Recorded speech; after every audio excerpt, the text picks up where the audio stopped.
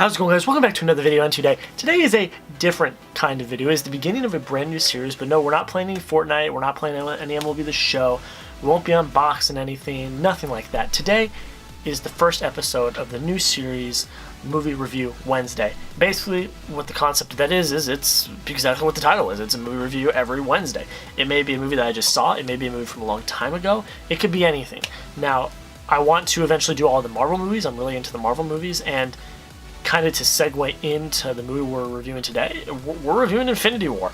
Now, I would have done it way back in the day, but that was during finals, and I wasn't doing YouTube at that time, and now I'm back. So here I am, and I just haven't had time to get to it. So I've seen it twice. I've really enjoyed it. I was able to really take it all in, and basically, I'm just going to react, and I'm going to let you guys down in the comments below. Tell me what you thought. Tell me what you think about some of the points I'm going to bring up. I'm not really going to go through the whole, I'm not going to go piece by piece through the whole plot and everything, because most of you probably already seen it, and you've already seen other reviews. But I'm just going to go through some points that I thought were interesting, and I thought were really cool about the movie. And, of course, I guess if you haven't seen Infinity War, which it's, been the biggest opening in the history of, ever, pretty much, the biggest box office opening, if you haven't seen it, spoiler warning, but I'm pretty sure anyone that's going to watch the channel has already seen it. So without further ado, I'm just going to kind of get into it. So Avengers Infinity War, basically what is it? It's the culmination of all the movies that have happened in the Marvel Cinematic Universe so far. And it has all been built upon all the teasers, the closing scene, the after credit scenes. It's all come together through that. We've slowly learned over time about all the Infinity Stones. We've learned about Thanos. We've learned about all of that. We've learned about everything that is going on in the universe. Now, the first big thing that I really want to say that really hit me in this movie was we found out right away how powerful Thanos actually was. Snap your fingers, get into the movie, the whole Asgardian ship from Thor Ragnarok is gone. Everyone's dead. And he beat the Hulk. And he didn't just beat him. He demolished the Hulk. I've never seen the Hulk get beat as bad as he was there. And even though he didn't kill Thor, because he killed pretty much everyone else on the ship, Thor got just wasted. It was no match. And Thor is a god. That's it's just insane to think about. Thanos really showed how powerful he was.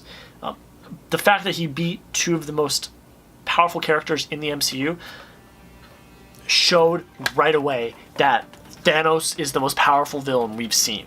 And it's just insane. It really is. But I was also taken back about how good the Thanos arc of this movie really is. If you really think about it, this really wasn't an Avengers story. This was more of the story of Thanos. That's really what this movie was.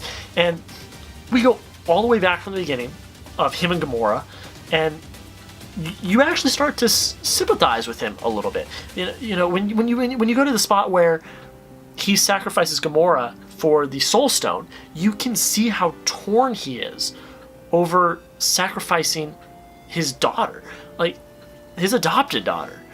You could tell that he was very torn because he really had feelings for Gamora. And you start to feel bad for him for a second, but then you remember, wait, it's Thanos. He's the villain. You can't feel bad for him. But I think they did a really good job at building up the feelings inside of all of us about Thanos, and seeing that he has the same conflicts that some regular person would have if they were in that situation. And I really liked also the scene.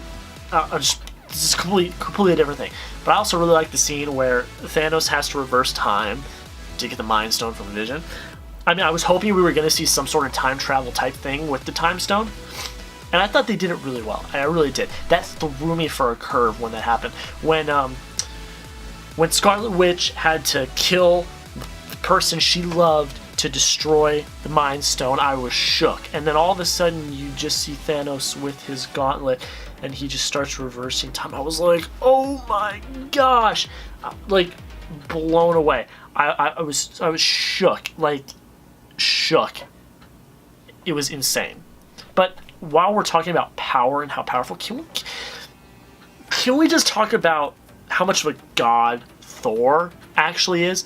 And, like, I know he's literally a god, but he took the power of a star to his chest. Like, it hit him in the back through his chest. Took the power of a star to get the new weapon. Like, that's just insane. And then we go on. If I have to talk about like my favorite battle of the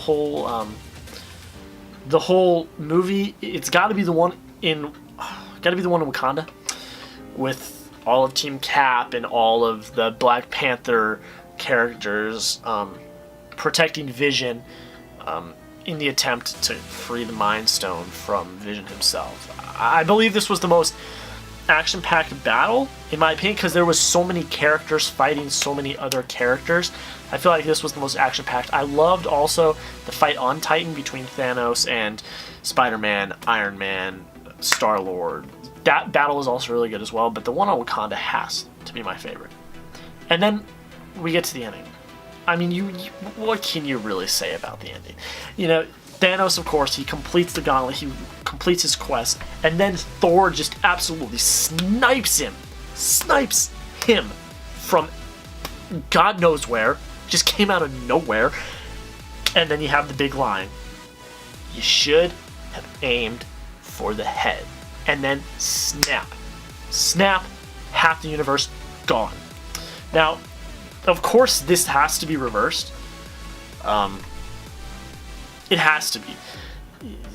There's too much hinging on this to not reverse it in the next movie.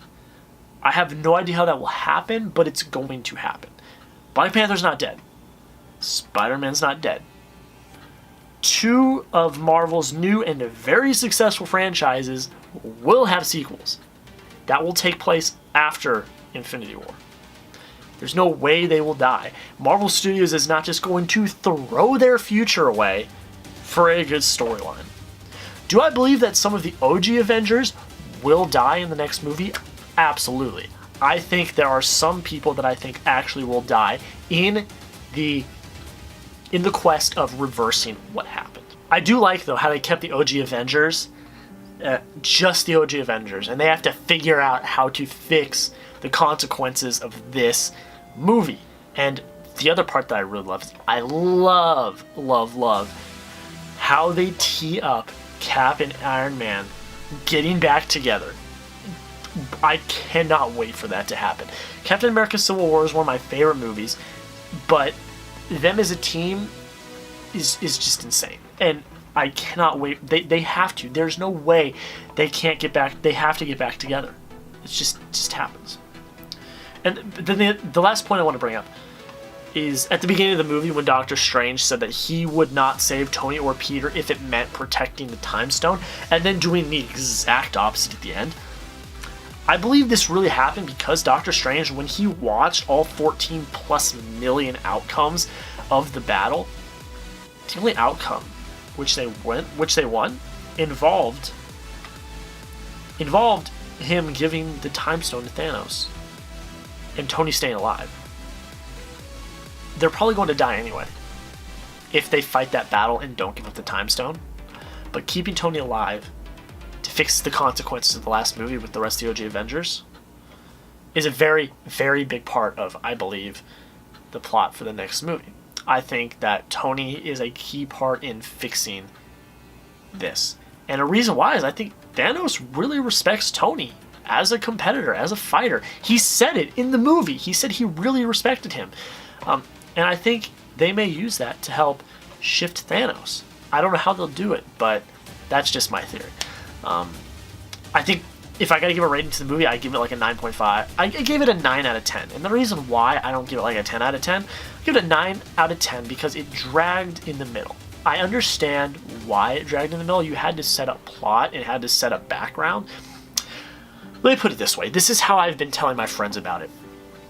If you've watched Harry Potter, and I hope you have, one of the greatest franchises ever, Harry Potter and the Deathly Hallows Part 1 is one of my least favorite movies in the Harry Potter series. It's one of my least favorite. And the reason why is because there's no action, it's just a bunch of plot storyline. But you have to have that movie to get to the next movie, which is all the action, all the fighting, all of the tying the loose knots, ending the story. You have to set it all up to eventually finish it, hit the climax, and finish. They needed to have that in this movie. They needed to have all of the background, all of this setting up, all of the storytelling to be able to go into the next movie with a lot of fighting, the final battle, and being able to resolve all of the consequences from this movie. They needed to have that. So I still give it a 9 out of 10.